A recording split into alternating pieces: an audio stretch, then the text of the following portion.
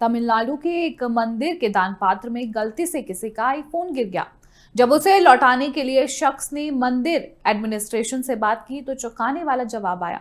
धार्मिक स्थानों में किया गया डोनेशन चूंकि अपनी मर्जी से किया जाता है, लिहाजा उसकी वापसी मुमकिन नहीं।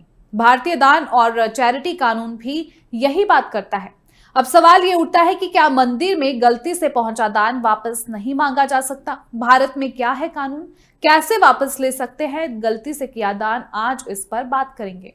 आमतौर पर भक्त मंदिरों में अपनी आस्था से दान दक्षिणा करते हैं, लेकिन कई बार इसमें चूक भी हो जाती है। ऐसी ही एक गलती तमिलनाडु के अरुलमुंगी कदस्वामी मंदिर में एक भक्त से हुई। दान करते हुए गलती से उसका आईफोन भी डोनेशन बॉक्स में गिर गया। वह उसे वापस लेना चाहता था, लेकिन मंदिर एडमिनिस्ट्रेशन के मुताबिक अब इस पर उसका कोई हक नहीं है।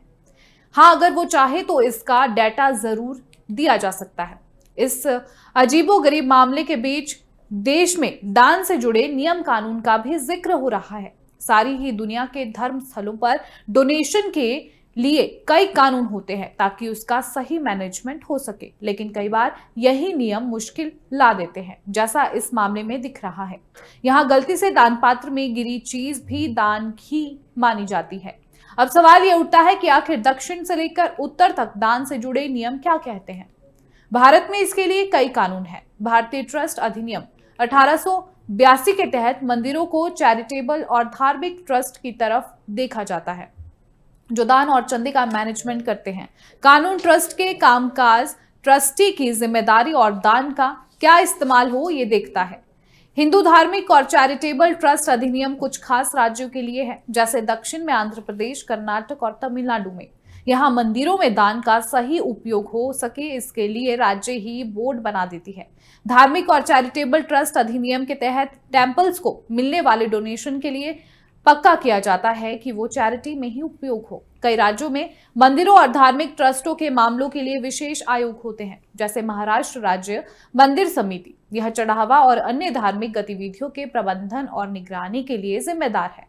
दान आमतौर पर अपनी इच्छा से दिया जाता है। हिंदू धार्मिक और चैरिटेबल ट्रस्ट अधिनियम के तहत इसकी वापसी संभव नहीं। माना जाता है कि दान ईश्वर को पहुंच चुका और जो चीज एक बार उनकी हो जाती है उसे धार्मिक नजरिए से वापस नहीं लेना चाहिए। धन हो चाहे कोई चीज, वो मंदिर की प्रॉपर्टी हो जाती है, जिसका इस्तेमाल चैरिटी में होता है या होने की योजना बनाई जाती है। अब सवाल यह है कि क्या अतिरिक्त धन दान पात्र में चले जाए तो उसे वापस करने की मांग संभव है या नहीं। बता दें कि अगर किसी ने बहुत ज्यादा डोनेशन दे दिया हो और वो इस बात को साबित कर सके कि उसका इरादा इतने बड़े डोनेशन का नहीं था, तो वो मंदिर एडमिनिस्ट्रेशन से गुजारिश कर सकता है कि वो अतिरिक्त धन वापस लौटा दे। लेकिन जरूरी नहीं कि मंदिर ट्रस्ट इस बात को माने ही। ये पूरी तरह से उसकी मर्जी होगी। जहां तक मामला आईफोन या इस तरह की चीज का है जो आमतौर पर मंदिरों में दान नहीं की जाती, तो इस मामले को कोर्ट तक ले जाया जा सकता है। यहाँ भी ये साबित करना होगा कि दान का कोई इरादा नहीं था, बल्कि चूक से ऐसा हुआ। मंदिर भी अपने तर्क देगा, उसके बाद फैसला लिया जाता है। लेकिन यहाँ हम दोहरा रहे हैं कि जरूरी नहीं फैसला दानकर्ता के पक्ष में ही हो। अब सवाल यह है कि अगर कोई इनकम टैक्स एक्ट 1961 के तहत डोनेशन करे तो क्या उसकी वापसी की मांग कर सकता है। दान की वापसी आमतौर पर संभव नहीं। दान स्वैच्छिक यानी अपनी इच्छा से किया जाता है।